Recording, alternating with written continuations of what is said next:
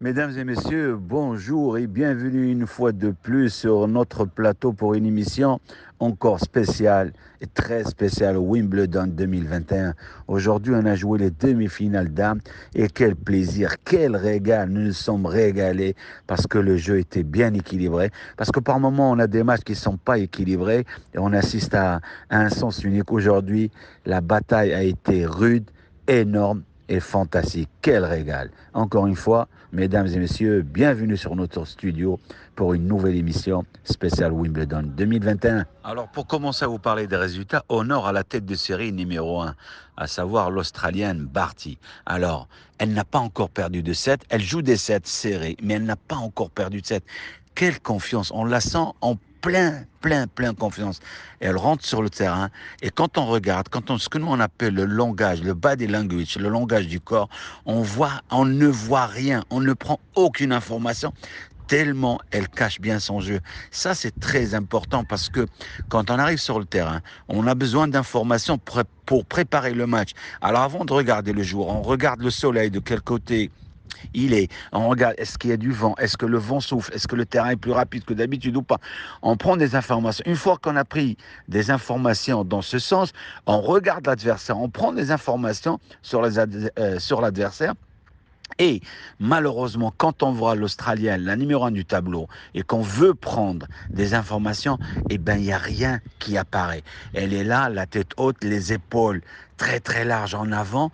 Elle démontre qu'elle est là, prête à la bataille, comme une fille qui va à l'armée, qui va à une guerre. Non, la guerre, on est au tennis, mais elle va à une bataille. Et c'est une bataille, car le tennis est un sport de combat. C'est un combat.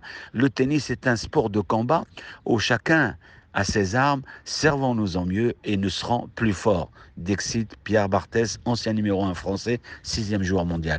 Donc, elle est là, elle arrive avec sa tactique très bien, beaucoup posée à l'intérieur et elle laisse jouer. Donc, quand elle doit accélérer, elle accélère et quand elle doit l'assurer, elle assure.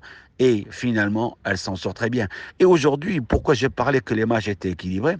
Parce qu'elle avait une des grandes favoris du tournoi, à savoir l'Allemande Kerber, qui avait déjà gagné à Wimbledon et qui est arrivée pour cette quinzaine avec un capital de confiance énorme parce qu'elle avait gagné juste la semaine d'avant sur gazon. Donc on pensait qu'elle allait passer, mais malheureusement en face d'elle, c'est la numéro 1 du tableau. Donc ce n'est pas une défaite parce que des fois, on perd un match et des fois c'est l'adversaire qui le gagne. Et aujourd'hui, quand on regarde le match, c'est Barty qui a gagné le match. Bravo. Et c'est uniquement mérité parce que c'est la tête de série numéro 1. Et le minimum qu'elle devait faire, c'est arriver en finale. Donc le score est de 6-3, 7-6. Bravo mademoiselle Barty et que le spectacle continue.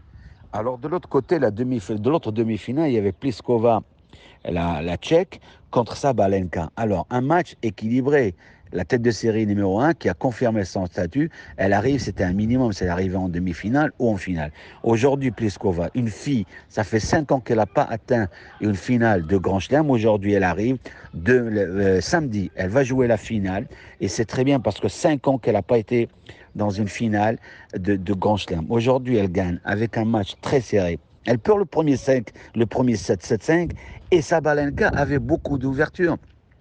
On pensait qu'elle allait gagner son match, et finalement, Pliskova, avec son expérience, sa maturité de jeu, sa taille, cette décision de joueuses de l'Est qui sont toujours sur la ligne du fond du court et qui prennent la balle très tôt avec des préparations très courtes, en évitant la boucle pour perdre du temps et en étant toujours bien au sol, bien ancré au sol, ce qu'on appelle la sensation du sol, à savoir les deux pieds collés au sol.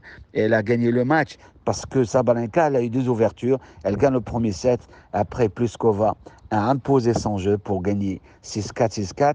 C'est dommage pour Sabalenka parce qu'on pensait que c'était son année.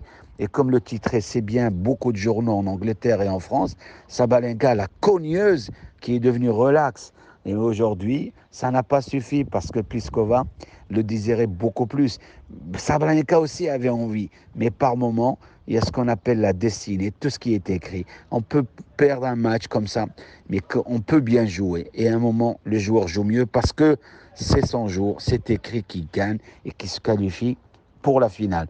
Donc une finale Pliskova contre Barty, je vous assure que le spectacle sera à la hauteur et en plus le terrain est beaucoup moins rapide. Donc on aura le temps de voir on aura le temps de voir beaucoup d'échanges. On aura le temps de voir que les joueuses peuvent développer un jeu, contrairement à la première semaine où c'était assez rapide parce que le terrain est tout neuf, alors qu'aujourd'hui il a déjà été beaucoup utilisé par les joueurs et les joueuses et on voit beaucoup de terre en plein milieu de terrain et dans le carré de service quand on arrive à la voler.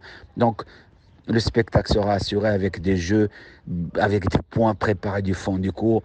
Et dès que la balle sera légèrement livrée, eh ben, les joueuses vont prendre la balle très très tôt et jouer à plat le long de la ligne croisée afin de surprendre l'adversaire par la vitesse de balle et que le spectacle continue. Donc je vous donne rendez-vous pour une finale qui s'annonce de très très très beau niveau et très spectacle. Donc je vous donne rendez-vous demain pour les demi-finales hommes et samedi pour la finale dames. Dans la rubrique hommage, aujourd'hui je me permets de rendre hommage à des personnes qui font partie entièrement du jeu et qui font le jeu. Car sans les arbitres, le jeu ne pourrait pas exister. Et là, je veux partie des arbitres marocains qui représentent dignement le Maroc avec beaucoup d'autorité et de classe et surtout de professionnalisme. Parce qu'on peut avoir de la classe, on peut avoir de la sympathie, mais si on n'est pas professionnel, on ne peut pas arbitrer à Wimbledon.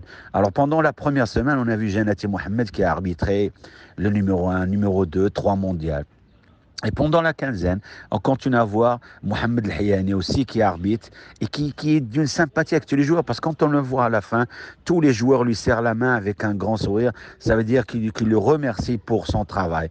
Côté juge de ligne, on ne peut que citer Adil Hamriti, Jawar Abdelhak et Mohachim qui sont aussi et qui font partie de tout ce gratin des arbitres de très nouveau, de très haut niveau. Et je m'en excuse pour ceux que j'aurais oublié parce que la liste est très longue. Et donc, je tenais à les remercier, à leur dire que merci à vous parce que vous représentez le tennis marocain et c'est à notre honneur et surtout à votre honneur. Donc, messieurs les arbitres, merci beaucoup et à très bientôt. Donc, il me reste, quant à moi, il me reste à vous dire au revoir et à demain pour la finale, pour la demi-finale hommes et bien sûr samedi pour la finale dames. Mesdames et messieurs, encore une fois, merci et à très bientôt.